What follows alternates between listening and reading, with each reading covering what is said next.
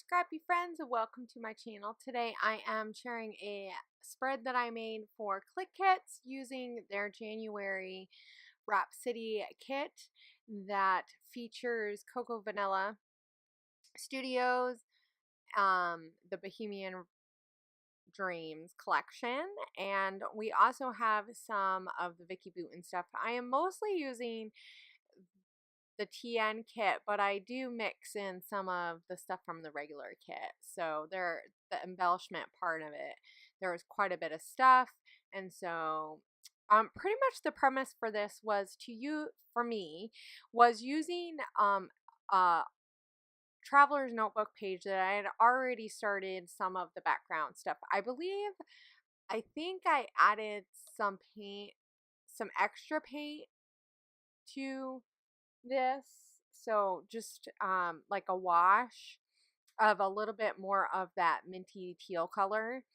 I had some on there, but I think I added a little bit more to make it darker before I added some stuff. So the purple paper, I actually used a sewing machine to adhere, and I kind of was thinking about the thought of flowers and stuff. So I don't know. I'm not really sure if that's exactly what I was thinking, or, I mean, I was, but I wasn't. Like, I wasn't trying to make flowers, but I was thinking about the stems of flowers and stuff, and there's lots of flower leaves on here that I had doodled throughout with a fine liner and with a copper pen that I have. And so, yeah. And then I added just some gesso to over top with my finger on the die cuts and the pattern paper that I added. I really wanted to mute stuff down. Even though I really like the vibrancy that is on the page, I still want some areas to be more muted. And I'm going to come back in with my palette that you see up above. And those are the Prima watercolors. I'll make sure that I have a link in the video below so that you guys can find where in our store, in the Clique Kit store, where the Prima watercolors are located. I really like these Prima watercolors. I mean, I really love Shimmerz stuff, but which are also, there is some Shimmerz stuff in the store as well. But these Prima watercolors are really vibrant and have a really translucent look, as opposed to Shimmerz that isn't as translucent. So, and there's no shimmer in these. These are just plain watercolors. So if you're looking for a really nice set but don't want to spend a lot of money, these are a really good option, and we have them in the store. And you can use your my code Hannah10, and you can get 10% off of the add-on. So that will work for the Prima watercolors if that is something that you want to add. So I really like this concept of using a page that I've already started, because sometimes we have this phenomenon called the white page syndrome, where when you have this white page, you really don't know what you're gonna do. And so yeah, so it's a nice place to start. And so I'm working on some of the layers, and I use some of the tissue paper that is in, I have some tissue paper in teal, and it's a really soft minty teal. And then I also have a doily. And so now you're just seeing me add some more watercolor, and I'm using the frames to add my media around that. I really like this concept, and I've done this many times in different ways, is using frames as a way to like contain and use that, contain like media or die cuts or something, so that you have this smaller space that you're working in. Of course, I'm gonna add media all around it, so I'm kind of gonna let the media go in there and go around it, and just use that kind of like as just a starting place. And I'm gonna let the purple drip, and I'm gonna go back in and I'm gonna use some more of the darker colors too. But this is just a way to like add a lot more color and make it more fun, and to kind of tie it from having a page that I've kind of worked on over time and months ago with no thought and process of what I was going to end up with, and making it fit for what I'm doing now. So, and one way that you can do that is with color, and watercolor is such an easy way to do that. You just add a little bit, you can let it drip, you can pool it, you can do splatters. There's lots of different things that you can do with the watercolor. And if it's too bright, just take your paper towel and dab it down and add more water to it. That is the really amazing thing about watercolors, is that you can really make it do a lot of different things and have it bright and vibrant, or have it really soft and subtle. So yeah, I'm just playing around, and these Vicki Boutin pieces really hold up well to adding a lot of media, and some of them are black and white, so they really like show the bright colors.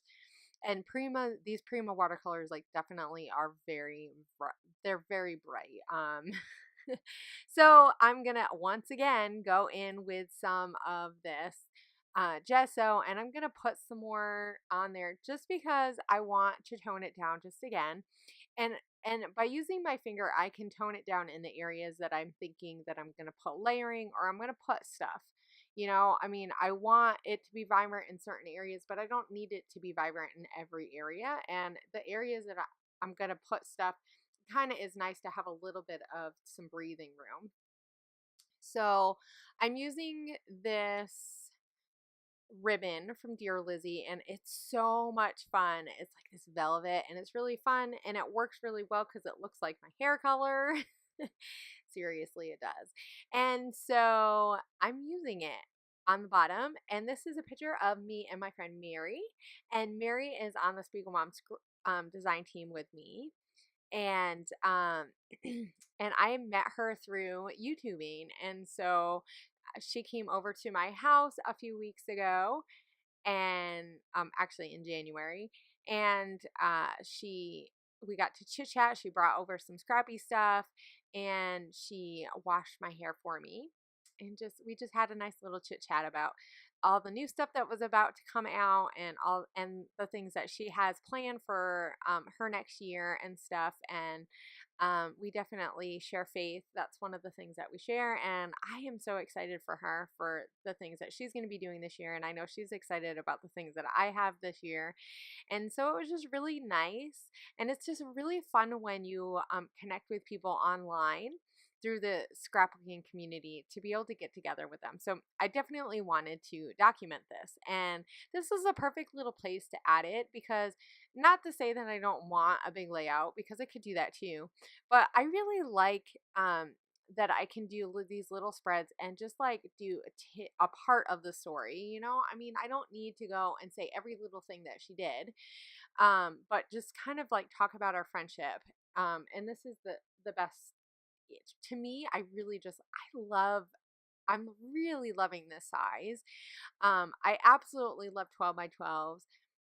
You get a lot more room to play around in when you do mixed media, but I like the idea of having these notebooks of these different parts of your life. And in a lot of ways, for me, like when I think about old time scrapbooking, well, like people had journals and they added their ephemera to it, and so this is a little nod to that to me.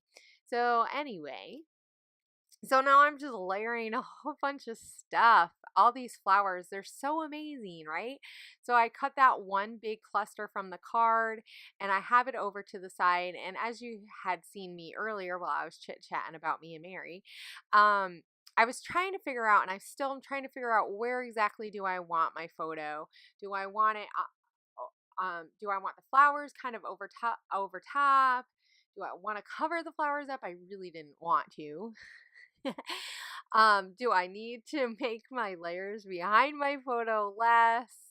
And so you see me playing around, and really this is just how I figure out how it's going to be. I don't mind this process of trying a whole bunch of different things out. Sometimes I cut a little bit of it out if it takes a really long time, because I mean, it's just me trying different things. But I really do want you guys to see that, like, the only way you're going to know if you're going to like it is if you put it behind, if you start layering. So I added another frame just because I have the one on the other side. So I need something similar and a similar shape on the second side. I really do like to try to mirror aspects of some of one side of these travelers notebooks to the other side, even if it's doing something completely opposite and doing that on purpose. So It doesn't have to be completely calculated, but if you have one shape on one side, you really should mimic that on the other side.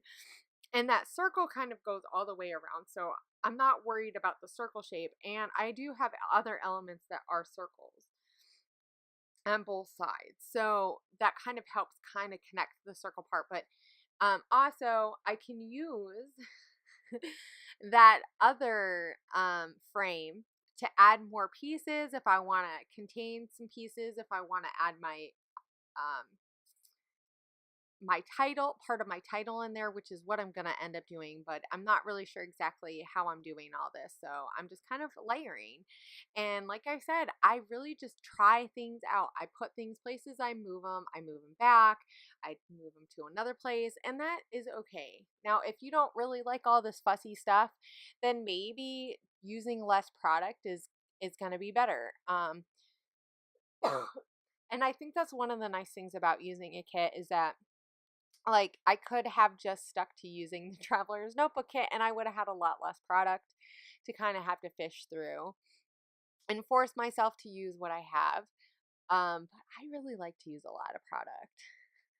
If I can, I want to layer as much as possible. And this is one of those where I did a ton of layering because I had a ton of stuff and I just went crazy with it, and I'm okay with that. Because it really like shows like the funness of like Mary's personality and my personality and how we just like are very similar in our bubbly personalities. We're just like we're very bubbly. And yeah. And it was fun to get to see her, and it's just fun to kind of mimic that. And I love that I can make a spread that's super girly because we were being super girly that day. So this kit was just a really, really, really fun. If you can get any aspects of this kit in the store, I know that there are still a few little pieces here and there. I know that you can't get the regular kit anymore. We sold out, but definitely look also in the store for any of the add-ons for the February kit because they will be shipping out soon, and that will be super fun. I'm really loving using my kit this month for February as well. So I will make sure that I have the link below that you can read my blog post, because I wrote a blog post about starting a page that I had already, like finishing a page that I already started.